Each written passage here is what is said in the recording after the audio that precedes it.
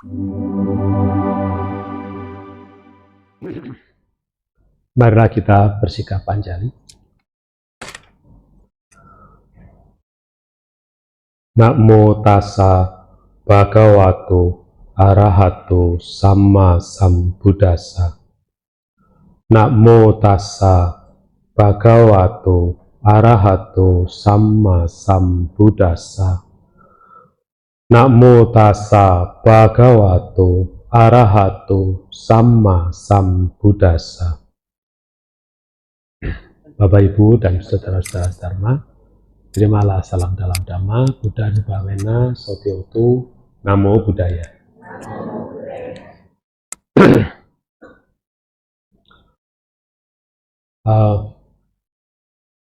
Semalam ada acara Katina di GL ya. Jadi saya juga berkesempatan hadir dan melihat semangat dari umat wihara yang difasilitasi oleh Edaka, sangat bagus sekali ya. Saya pikir hari ini wihara bakal sepi, tapi ternyata ya masih bagus gitu ya. Jadi kalau melihat ini saya sangat antusias, punya harapan besar wihara Edaka ini akan maju berkembang ya dan semakin membesar. Sadu buat kita semua. Bapak Ibu dan saudara-saudara Dharma, pagi ini kita akan membahas satu tema yang bagus ya dan cukup penting menurut saya, yaitu kita akan membahas tentang UPK ya. Biasanya UPK itu dibahas dalam satu paket dengan pembahasan Brahma Wihara ya. Tapi waktunya terbatas, sehingga ketika menjelaskan Brahma Wihara baru penjelasan Metta, Karuna, Mudita sudah mepet, UPK sudah tinggal paling belakang ya. Jadi UPK seringkali cuma disinggung sebentar, nyaris tidak dibahas ya, seringkali begitu. Jadi meskipun ini materi yang penting, tapi sayangnya pembahasannya kurang intensif, pembahasannya kurang, karena yaitu seringkali UPK dijadikan satu paket dengan pembahasan Brahma Wihara ya. Nah, kali ini saya mencoba untuk membahas khusus UPK ya. Jadi mungkin materi ini butuh perenungan untuk memahaminya ya. Jadi kita perlu menyiapkan diri dan sifatnya refleksi gitu ya. Semoga ini bisa membawa manfaat dan pengertian bagi kita semua. Bapak Ibu dan saudara-saudara Dharma, sebelum kita masuk ke dalam pembahasan UPK, saya perlu pengantar ya. Pengantar ini supaya kita betul-betul bisa menangkap esensi dari UPK itu sendiri ya. Saya tidak akan mengambil terjemahan UPK. Jadi lebih baik saya pakai kata-kata UPK gitu ya. Karena kalau diterjemahkan dalam bahasa Indonesia, UPK itu kan seringkali diterjemahkan dengan keseimbangan batin ya. Tapi saya nggak mau pakai definitif itu ya, nanti supaya kita bisa menangkap esensinya ya. Jadi lebih baik saya pakai UPK gitu aja ya. Oke.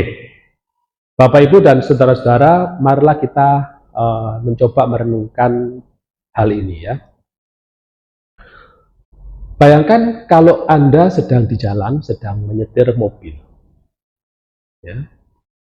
Kemudian dalam kondisi yang cukup macet, mobil kita kan pelan nih ya. Tahu-tahu ada sepeda motor ngebel-ngebel gitu ya, dari samping ngawur, nyenggol mobil kita, sudah gitu marah-marah ya. Dia cari jalan nih gitu ya, potong sana potong sini gitu ya, lewat. Kita responnya bagaimana ketika menyadari hal itu? Kebanyakan kita marah ya, mangkel ya. Nah, kita sudah pelan nih, jalan lagi macet Ada kendaraan ngawur seperti itu, kena lagi ke mobil kita misalnya gitu ya. Kita respon pertama marah. Sudah tahu macet, ugal-ugalan gitu ya. Reaksinya apa? Reaksinya bisa keluar kata-kata kotor. Ya, lebih parah lagi kalau sampai buka kaca mobil, marah-marah gitu ya. Nah, lebih parah lagi kalau sampai turun mobil dikejar tuh sepeda motornya misalnya begitu ya. Jadi itu disebut respon, ini reaksi. Ya. Jadi respon itu adalah bagaimana batin kita menerima sesuatu, reaksi itu tindakan. Beda ya, Bapak Ibu ya. Ada respon, ada reaksi, diingat-ingat. Nah, mobil jalan. Di tengah perjalanan kita lihat motor yang tadi, yang nyalip kita, yang ugal-ugalan tadi, nabrak. Ya, nabrak, jatuh. Terus kita melihat itu, responnya bagaimana? Rasain lu, gitu ya. Instan karma, gitu ya kira-kira yang ngomongnya ya. Respon, reaksi. Reaksinya tiba-tiba senang. Ya, kalau tadi marah, ya reaksinya ngumpat-ngumpat, keluar kata-kata kotor ya, bahkan reaksinya mungkin bisa lebih jauh dari itu. Jadi ada respon, ada reaksi. Oke. Saya lanjut, contoh yang lain. Suatu hari, saya dan istri sedang makan di satu restoran di Banyuwangi. Ketika makanan itu datang, kami waktu itu kalau nggak salah pesen ikan bakar kalau nggak salah. Pada waktu makanan itu datang, lagi ngobrol, saya mulai angkat. Jadi itu kalau nggak salah gurami ya, potong, buka dagingnya. Ketika dagingnya dibuka, ternyata belatung semua isinya. Saya kaget. Kok belatung semua gitu kan. Terus cepat-cepat saya panggil pelayan restoran. Saya bilang, ini kenapa kok bisa begini gitu ya. Itu pelayan restorannya ketakutan sekali melihat gitu. Untung kami bisa tenang. Ngelihat kondisi gitu, respon. Tapi reaksinya masih bisa terkendali. Pihak restoran begitu ketakutan kalau kami marah-marah. Kalau kami sempat ngomong gitu ya, atau berteriak gitu ya, ada belatung gitu ya, bayangkan seluruh restoran apa jadinya gitu ya. Mungkin bisa muntah-muntah semua gitu ya. Nah, respon reaksi itu berbeda. Apa itu? Ya, berbeda. Mungkin suatu kondisi tertentu Anda pernah makan di suatu tempat, restoran, atau tempat rumah makan, tiba-tiba kecoak lewat. Misalnya ya, entah kenapa beberapa orang yang fobia dengan kecoak itu punya insting, sensor kalau ada kecoak meskipun jauh bisa tahu gitu ya. Ya, betul ya. Kalau yang fobia kecoak bisa begitu loh. Padahal kecoak nggak nyari dia loh ya. Tapi dia tahu aja gitu ya. Berasa gitu loh. Entah tahu-tahu berinding gitu, tahu-tahu bau gitu ya. Peka. Nah, itu terus reaksinya bisa berbeda. Langsung bisa berteriak, bisa marah-marah gitu ya. Respon, reaksi. Gitu ya. Nah, dalam kehidupan kita coba kita renungkan, ternyata itu berbeda. Ya, antara respon dan reaksi itu berbeda. Seringkali kita nggak sadar, kita merespon sesuatu langsung bereaksi. Padahal antara respon dan reaksi itu ada jeda, Bapak Ibu. Ada jeda. Dan jeda itu diisi dengan kesadaran. Ya. Kita mungkin pernah latihan meditasi. Ya. Di tempat retret atau di wihara, enak-enak latihan meditasi khusyuk, sebelah tiba-tiba nyetel musik horor, dangdutan gitu ya. Wah, saya masih ingat berapa puluh tahun yang lalu sebelah sana tempat parkir itu adalah kalau nggak salah kolam pancing kalau nggak salah ya, betul ya, bukan ya. Nah, jadi waktu latihan meditasi situ pancing rame sekali, kolam pancing waktu itu ya. Nah, kita dalam kondisi tenang, tahu-tahu pancing itu musik horor di sana misalnya gitu ya. Wah, dangdutan gitu ya. Responnya kita bagaimana? Ini meditasi loh. Bisa mantau, muncul marah. Ya, reaksinya mungkin bisa turun, bisa disuruh matikan gitu ya, marah-marah gitu ya. Jadi respon dan reaksi itu sesuatu yang berbeda sebetulnya. Apa yang membedakan kita merespon? Ada orang yang tenang, ada orang yang enggak. Ada orang ketika menghadapi peristiwa dalam kehidupannya, responnya dia itu bisa terkendali, ada yang tidak. Reaksinya ada yang terkendali, ada yang reaksinya tidak terkendali. Yang membedakan apa? Kita ngomong, yang membedakan adalah responnya, katanya gitu ya. Ya toh, karena reaksi itu kan bagaimana kita bertindak nih, muncul lewat ucapan, lewat tindakan, kan begitu ya. Responnya yang berbeda ya. Dalam keluarga, pasangan suami istri bisa berantem ya, gara-gara reaksinya nggak pas. Ya, hubungan anak dan orang tua bisa nggak bagus gara-gara merespon dan bereaksi itu tidak sesuai, tidak selaras. Ya. Nah, kondisinya bisa macam-macam. Bisa macam-macam. Sampai sini kita mulai masuk ya. Bapak, Ibu, dan saudara-saudara, kita sekarang mau meneliti soal respon. Ya, kalau reaksi itu adalah apa ya namanya? Efek samping gitu ya. Ekses akibat dari respon. Ya, kalau kita menerima sesuatu, respon kita bagus, reaksi kita bagus nggak? Bagus ya, umumnya begitu ya. Kalau misalnya kita dibaiki sama orang dan kita menerima respon yang bagus, maka otomatis kita akan bereaksi dengan bagus. Betul ya? Kalau kita mendapat sesuatu yang tidak baik, respon kita nggak bagus, kita bereaksi tidak bagus. Jadi sekarang kita mau masuk lebih dalam lagi, kita mau bedah respon.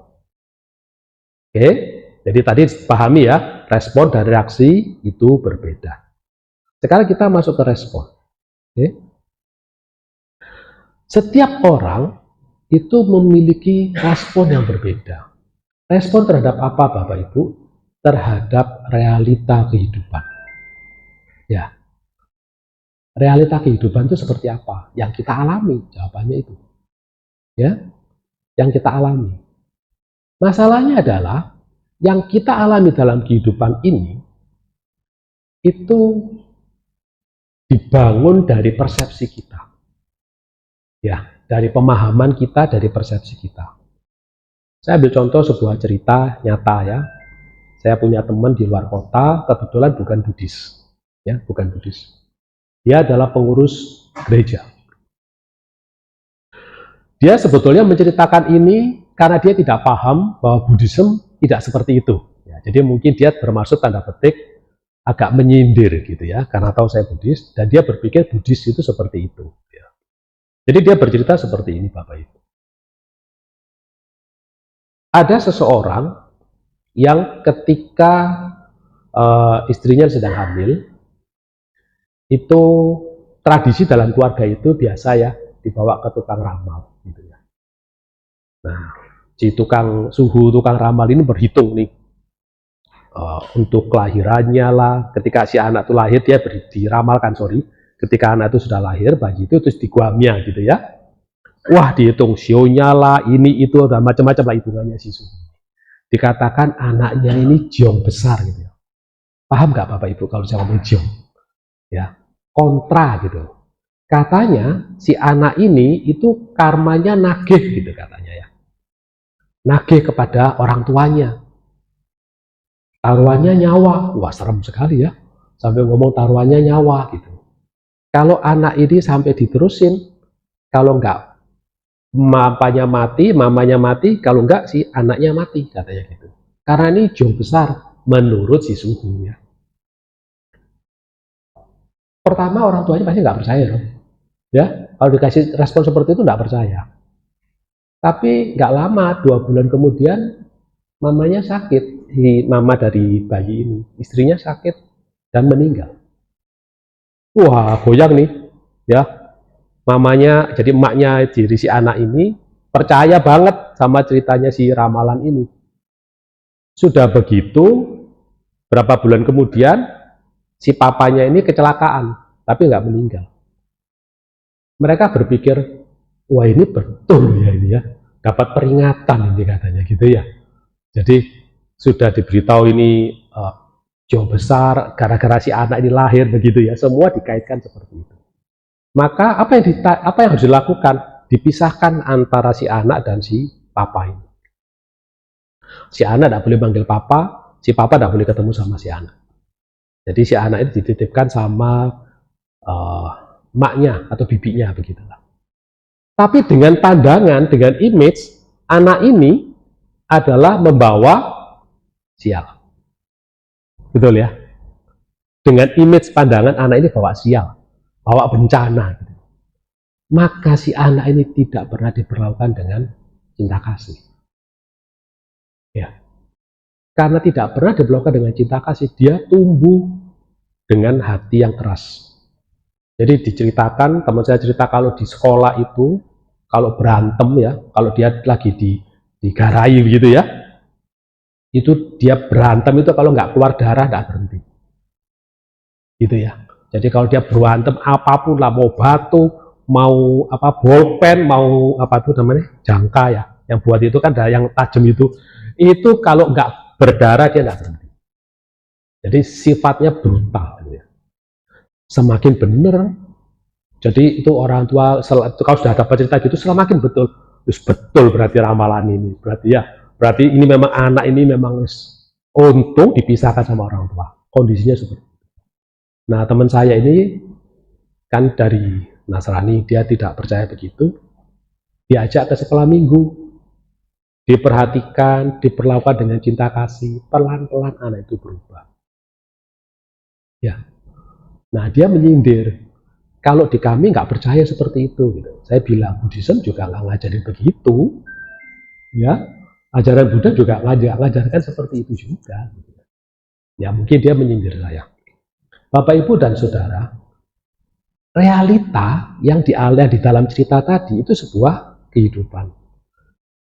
Pandangan bahwa, pengertian bahwa, oh ini adalah karma nage, begitu ya, oh ini bawa sial, itu ilusi. Ya, pengertian yang salah. Ketika itu ada beberapa peristiwa yang dikaitkan dan dibuktikan seolah-olah itu benar, jadi pandangan, jadi kepercayaan, betul? Nah, itu namanya delusi. Jadi ada realita, ada ilusi, ada delusi. Ilusi kalau kita punya pengertian salah. Betul ya? Jadi delusi, jadi keyakinan. Ya, itu si orang tua, si emaknya yakin bener ini. Kalau si anak ini memang begitu bawaannya, begitu kan? Jadi delusi. Ketika jadi keyakinan, jadi delusi yang salah, maka semua reaksinya, saya balikan lagi, menjadi salah, menjadi tidak selaras. Betul ya, Bapak Ibu ya? Nah, saya ambil cerita ini kan agak ekstrim, tapi itu terjadi. Kita bisa merenungkan, merefleksikan hidup kita. Kadang kita punya pemikiran bahwa kalau kita berbuat baik, kita akan mendapatkan kebahagiaan. Betul ya? Ada umat Buddha, donatur juga, donatur di wihara, suatu hari pasangannya sakit. Dia undang Bante. Dia tanya Bante bagaimana cara bisa sembuh. Baca parita, berdana. Ya, sudah dilakukan itu semua. Istrinya meninggal. Ya, terus dia berpikir begini. Semua ini omong kosong katanya gitu ya. Hati-hati ya. Jadi ada realita, terus ilusinya salah, berpikir, aku sudah berbuat baik, Bante sudah saya undang, sudah baca parita, berdana, kok istrinya masih meninggal? Bapak Ibu dan saudara-saudara, ilusinya muncul. Kalau pada momen itu ada yang bumbui, ya memang tidak cocok kalau di Buddha, di ajaran Buddha, gitu ya. Kalau di tempat saya mungkin dapat keajaiban begitu ya. Tinggal loh. Ya, bisa delusinya bisa terbawa. Jadi hati-hati Bapak Ibu. Ada realita, ada ilusi, ada delusi. Ternyata ilusi itu memegang peranan bagaimana kita merespon kehidupan. Ya, dan bagaimana kita bereaksi terhadap kehidupan ini. Oke? Sampai sini paham ya? Nah, sekarang kita masuk lebih dalam lagi ya. Kita kupas lagi lebih dalam. Jadi UPK di mana? Nah, ini menarik Bapak Ibu. Tadi saya katakan bahwa realita itu bagaimana kita melihat kehidupan ini, Bapak. Ya. Dan yang muncul bisa ilusi, bisa sesuatu pengertian yang salah, ya. Jadi kita harus paham dulu realita itu menurut Dhamma bagaimana. Kehidupannya menurut Dhamma bagaimana. Dhamma mengajarkan kepada kita bahwa realita itu tidak lebih coraknya adalah anicca, dukkha, anatta. Kita tidak bisa menggenggam segala hal yang kita inginkan. Itu adalah realita. Seperti halnya kita tidak bisa memaksa waktu itu berhenti. Ya, memang realita itu perubahan, anicca. Tapi jangan diartikan negatif. Jangan diartikan bahwa realita itu selalu anicca dan anicca itu adalah negatif, berubah menjadi lebih buruk. Enggak. Ya, anicca perubahan. Perubahan itu bisa sesuatu yang kita inginkan atau yang tidak kita inginkan. Dan kita tidak bisa ngatur itu. Paham ya? Nah, ketika kita mulai mempelajari, kita mulai mengerti bahwa realita itu isinya ya anicca, dukkha, anatta. Maka bagaimana kita harus mempunyai respon batin yang sesuai supaya selaras, kan begitu ya? Nah, maka disinilah muncul UPK, Bapak. UPK itu adalah batin kita, cara batin kita yang memahami bahwa nomor satu, realita itu adalah anicca, dukkha, anatta. Sang Buddha menjelaskan kehidupan kita ini tidak lepas dari 8 kondisi dunia, ya, Ataloka Dhamma. Apa itu 8 kondisi dunia, Bapak Ibu? Untung rugi, ya. Ada yang menerjemahkan mendapatkan atau kehilangan, ya. Kita pakai terjemahan untung rugi, ya. Terus apa lagi? Dipuji, dicela, gitu ya. Dipuji, dicela. Terus senang, susah, ya. Nah, yang ke-78 adalah terkenal, tidak terkenal. Ada yang menerjemahkan berkuasa atau dilupakan, gitu ya. Jadi ada 8 kondisi dunia. Setiap saat 8 kondisi dunia itu ya ada dalam kehidupan kita. Ya. Kita tidak bisa ngatur itu, betul ya. Kadang kita mendapatkan sesuatu yang tidak kita inginkan. Kita ngomong itu rugi. Ya, kita kerja, kondisinya kalah persaingan, kita rugi. Atau kita ditipu orang, kita rugi. Betul ya? Atau kita mendapatkan sesuatu yang kita inginkan. Nah, kita merasa untung. Ya. Kadang kita dipuji, kadang kita juga dicela. Ya. Kemarin acara begitu berhasil, begitu megah, para panitia dipuji. Ya. Tapi mungkin ada beberapa orang yang tidak puas, yang memberikan kritikan. Jadi sudah Koguan sudah kerja begitu bagus, misalnya ya Koguan ya, ada aja orang yang ngomong nggak puas, ada aja celaan, begitu ya. Terus bagaimana kalau sudah begitu? Kehidupan kita terombang-ambing oleh kondisi tersebut. Ya, orang yang kita cintai, nggak sakit, nggak apa, tek meninggal gitu ya. Ya saya alami, adik saya ya, begitu cepat sekali, tiba-tiba kondisinya kena serangan, malam sudah meninggal. Ya, terus bagaimana? Ya, nah, kalau kita amati dalam perjalanan hidup kita menghadapi realita itu, maka kita akan selalu terombang-ambing, Bapak Ibu. Terombang-ambing dalam hal apa? Kalau suka, kita kepingin lebih. Jadi kita terdorong oleh loba, ya, batin kita. Kalau kita ketemunya tidak suka, maka kita akan berusaha menolak. Nah, ketika kita tolak, apakah itu bisa betul-betul tidak terjadi? Enggak, belum tentu, ya. Terjadi ya terjadi aja, ya. Kita mau dicela orang, kita mau paksa, kamu jangan cela saya ya. Ya nggak bisa juga. Dia mau cela ya cela aja. Betul ya? Betul? Kita mau menerima, menghadapi hal yang menurut kita tidak bagus, terjadi ya terjadi aja. Nah, 8 kondisi dunia itu karena tidak bisa kita atur, maka cara kita merespon itu penting, Bapak Ibu. Pertama, muncul pengetahuan dulu bahwa memang sifat dari realita ini adalah anicca, dukkha, anatta. Itu memang sifat dari kehidupan ini. Realitanya begitu. Yang kedua, kehidupan kita ini itu ada satu hukum yang ada di dalam samsara ini yang kita sebut dengan hukum sebab akibat. Ya, yaitu hukum karma. Kita seringkali berusaha mendapatkan buah karma baik. Setuju atau tidak? Ya, selalu kalau kita melakukan sesuatu, kita mendapatkan doa apa? Semoga karma baik berbuah, begitu ya. Kita selalu ingin karma baik. Kita nggak mau ada buah karma buruk. Kenyataannya kita punya nggak karma buruk? Punya. Kita juga punya karma baik, betul ya?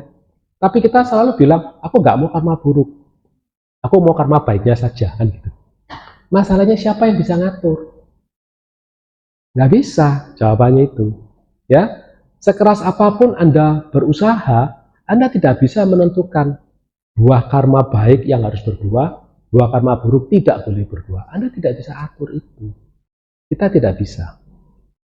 Ya, yang bisa kita atur adalah bagaimana kita merespon ketika semua buah itu terjadi. Itu yang kita bisa atur. Nah, dua hal ini Bapak Ibu, ketika kita pahami di dalam batin, maka itulah UPK. Jadi UPK muncul ketika Anda mengerti bahwa corak kehidupan ini adalah anicca, dukkha, anatta. Maka Anda akan punya istilahnya itu stabilizer di sini. Ya, sesuatu yang menjaga batin Anda itu stabil. Ketika terjadi sesuatu yang tidak Anda inginkan, sesuatu yang mungkin Anda rasa itu tidak menyenangkan, Anda mengatakan, ya sudahlah. Bisa begitu ya. Jadi ada mantra-mantra khusus untuk UPK ya. Mantra itu bukan mistik ya, sebetulnya mantra itu terjemahannya adalah kata-kata yang indah. Ya, yang bisa dipraktekkan. Ajahn Ca itu ada kata-kata mantra dari UPK adalah ini pun akan berlalu ya. Nah, itu mantranya dari Ajahn Ca, seorang biku meditasi dari Thailand yang terkenal sekali. Ini pun akan berlalu. Mau dapat sesuatu yang bagus, diterima dengan tenang. Ini pun akan berlalu. Mau sesuatu yang tidak baik, tidak menyenangkan, tidak menyenangkan terjadi, ini pun akan berlalu. Jadi batinnya itu tenang. Ya, ketenangan ini itu bukan ketenangan yang semu, Bapak Ibu. Bukan begini. Seseorang ditimpa musibah, kamu sedih? Oh enggak, aku gak sedih, aku gembira, baik-baik saja. Ya, bukan seperti itu, Bapak Ibu. Bukan fake ya, bukan palsu, bukan.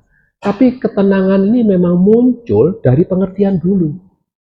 Ya, dari pengertian, dari batin yang UPK. Jadi ketika kita berbicara, ini pun akan berlalu karena kita paham. Memang corak kehidupan itu begitu. Ya. Kalau Ajahn Brahm memberikan mantra seperti ini, Bapak.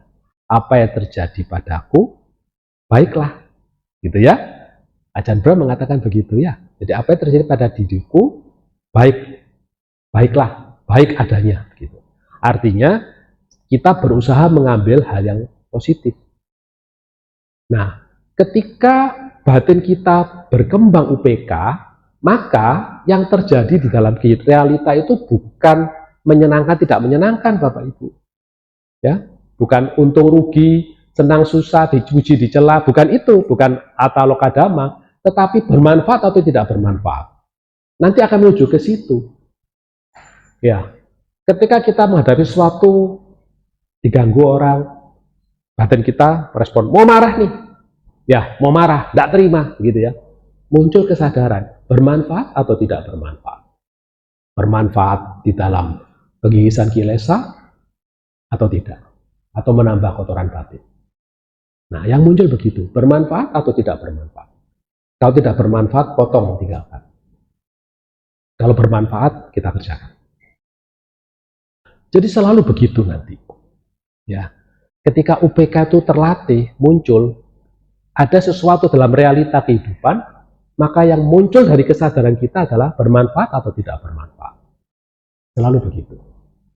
Nah, tadi saya di depan mengatakan, ada respon, ada realita. Antara respon dan realita itu ada ruang, Bapak Ibu. Namanya kesadaran.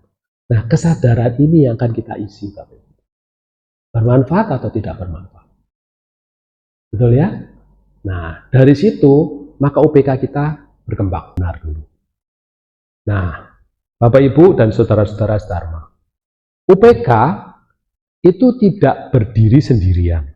Ya, karena itu tadi di awal dijelaskan bahwa UPK itu biasanya paling umum bersekutu dengan Brahmawihara, ya. Ada di dalam Brahmawihara. Yaitu apa? UPK bersekutu dengan metta, karuna, mudita. Paham ya? Ketika kita melakukan kebaikan karena efek dari karuna, ya, tidak jarang mungkin kita mendapatkan respon yang tidak sesuai. Pernah nggak ngalami itu? Ya, kita mau tolong orang nih, niatnya baik, ya, tapi orangnya salah paham, ya, bisa-bisa. Nah, atau orang yang kita tolong itu nggak mau berubah, ya, bukannya mengharapkan jadi baik, tapi jadi menggantungkan, jadi malas, jadi bentuk gak membuat dia tumbuh menjadi lebih baik. Maka kalau kita tidak dilindungi dengan batin yang UPK, dari karuna muncul benci loh, marah loh kita, ya, betul ya. Jadi pernah ada, ya ini agak lucu ceritanya sih.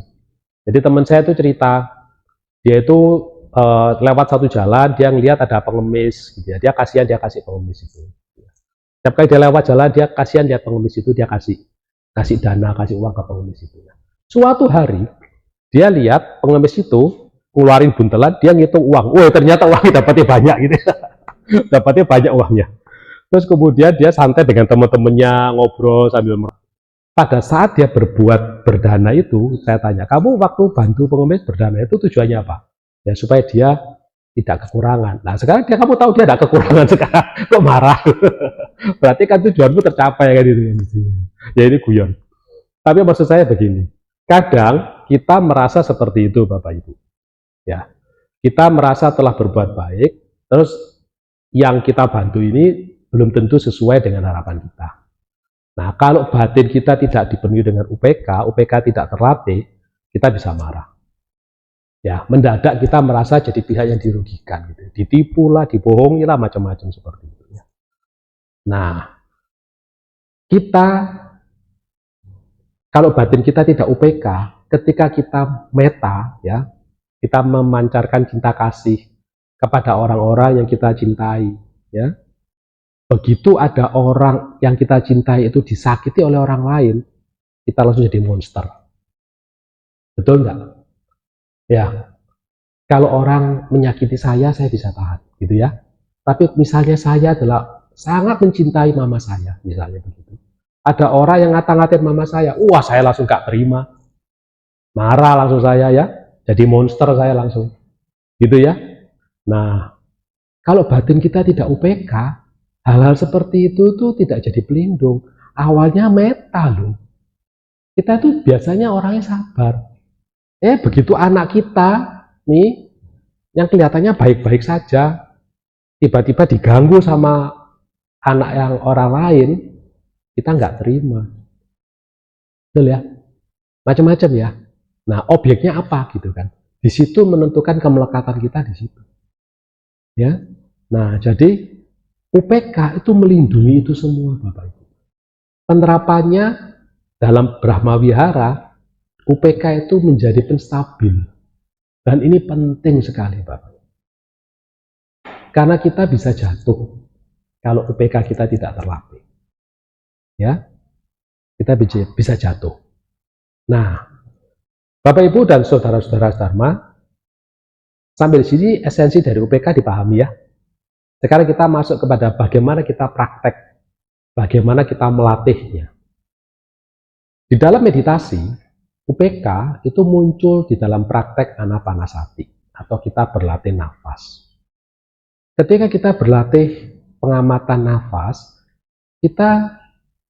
batin kita itu stabil, tenang. Kita tidak akan merasa bahwa ketika nafas masuk, tarik, wah segar saya mau nafas tarik terus, nggak bisa. Betul ya? Sepanjang apa Anda menarik nafas, Anda pasti berhenti kok. Ketika Anda melepaskan nafas, meskipun Anda merasa itu lega, Anda tidak bisa mau lepas terus juga nggak bisa. Satu titik juga pasti berhenti. Betul ya? Nah, mengamati nafas masuk, keluar begitu, batinnya UPK. Ya, jadi bentuk UPK pertama adalah melatih dari meditasinya seperti itu. Ya, efeknya apa? Efeknya batinnya tenang. Batinnya itu tenang. Nah, apabila pengertian Anda tentang realita ini, tentang anicca, dukkha, anatta ini dipahami, ya betul, hukum karma itu juga dipahami dengan benar, maka UPK Anda semakin berkembang. Ketika Anda berhadapan dengan realita kehidupan, mau seburuk apapun, mau sebaik apapun, Anda tenang. Ya, Anda tenang. Kenapa ini penting Bapak Ibu? Karena kalau enggak, batin kita mudah jatuh. Jawabannya itu. Ya. Kalau batin kita jatuh, kita mudah terombang-ambing antara dosa dan loba. Ilusi kita berkembang. Nanti ilusi kita berkembang, akhirnya kita jatuh dalam delusi, dalam moha. Ya. Nah, kalau sudah begitu, maka tindakan reaksi kita bisa sama. Ya. Nah, jadi ini penting sekali Bapak Ibu. Melatih UPK itu dekat dengan melatih kesadaran. Ya. Jadi UPK tumbuh bersama dengan kesadaran. Karena Anda bisa, batin Anda siaga, batin Anda bisa tenang ketika kesadarannya berperan. Bermanfaat atau tidak bermanfaat, itu adalah muncul dari kesadaran. Kalau kesadarannya tidak terlatih, maka bablas. Ya, kejadian sesuatu, kita merespon, langsung bereaksi, bablas. Ya. Tapi kalau kita muncul dengan kesadaran, maka yang muncul adalah bermanfaat atau tidak bermanfaat. Tidak bermanfaat, potong, selesai. Reaksinya berhenti, diam. Betul ya?